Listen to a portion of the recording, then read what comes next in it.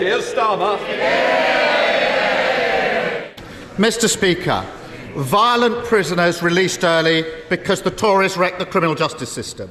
3,500 small boat arrivals already this year because the Tories lost control of the borders. The NHS struggling to see people because the Tories broke it.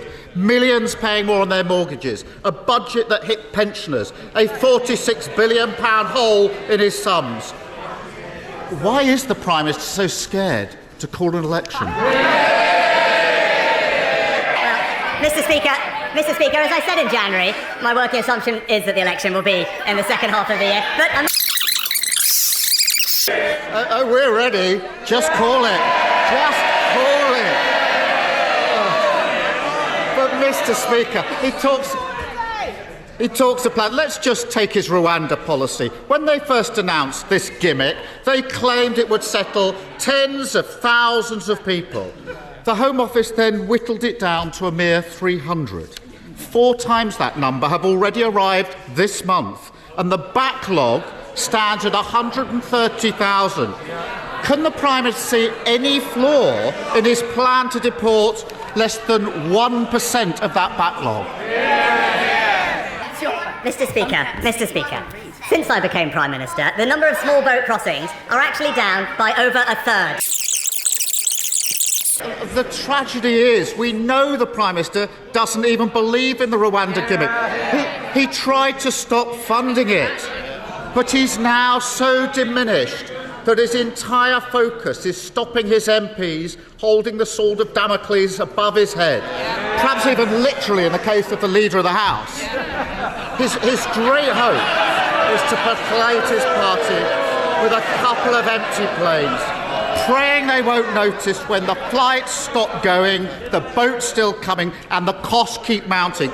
How has he managed to spend £600 million of taxpayer money on a gimmick to deport 300 people? Mr. Speaker, it's crystal clear. Not only does the Labour Party not have a plan to fix this issue, but the truth is they don't actually care. Speaker, I've prosecuted more people smugglers than he's had helicopter rides, and that's a lot. And this, I've done it. Rwanda gimmick is going to cost the taxpayer £2 million for every one of his 300 people that they deport. And I know the Prime Minister likes to spend a lot on jet setting, but that's some plane ticket. It's the cost of Tory chaos, and it's working people who are paying the price. The man he made his immigration minister let the cat out of the bag when he said the Prime Minister's symbolic flights will not provide a credible deterrent. And we know the Prime Minister himself thought it wouldn't work. If the people selling this gimmick don't believe in it, why should the country? Mr. Speaker, he's very keen to talk about who he prosecuted. He's a bit less keen to talk about when he defended his Victoria, Mr. Speaker. But when it comes to this, it's genuinely sad to see him reduced to this nonsense. And let's take another example that I started with.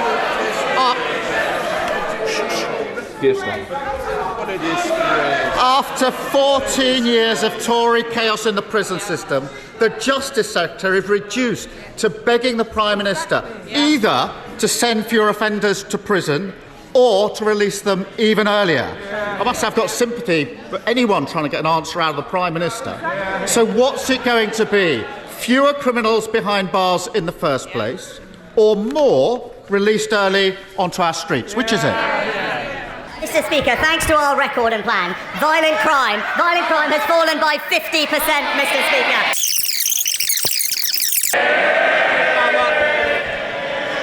You can see why he doesn't want an election, why his party have lost faith in him, why half his cabinet are lining up to replace him. No answers, no plan, no clue. And the Prime Minister has never had the courage to stand up to his party. So let me help him out and say to them what he wishes he could. The mortgage mayhem, the waiting list, the criminals walking free, they are the costs of Tory chaos. And if they can't bring themselves to stop the endless games and gimmicks, stop putting themselves before country. They should pack up, go home, and waste somebody else's time. It wasn't that difficult, was it, Prime Minister? Mr. Speaker, he talks... SNP Leader Stephen Flynn. Mr. Speaker, with his backbenchers looking for a unity candidate to replace him, which of the now numerous born-again Thatcherites on the Labour front bench does he believe best fits the bill? Well, Mr. Speaker, it was surprising to hear all this talk about the 1970s from the Shadow Chancellor in particular. Of course, Mr. Speaker, there's a serious point to be made here because the IFS have warned of the conspiracy of silence which exists between the Labour Party and the Conservative Party when it comes to £18 billion of looming public sector cuts. Indeed, just last night, they actually outlined that the fiscal rules of the Labour Party and the Conservative Party are in effect identical. So with such continuity on offer, Mr. Speaker, the public are right to be anti-Westminster, aren't they? Well, Mr. Speaker, I'm surprised to hear him quoting the IFS because the IFS also described the recent SNP budget as, in their words, misleading. Click here to find out why The Future has been cancelled.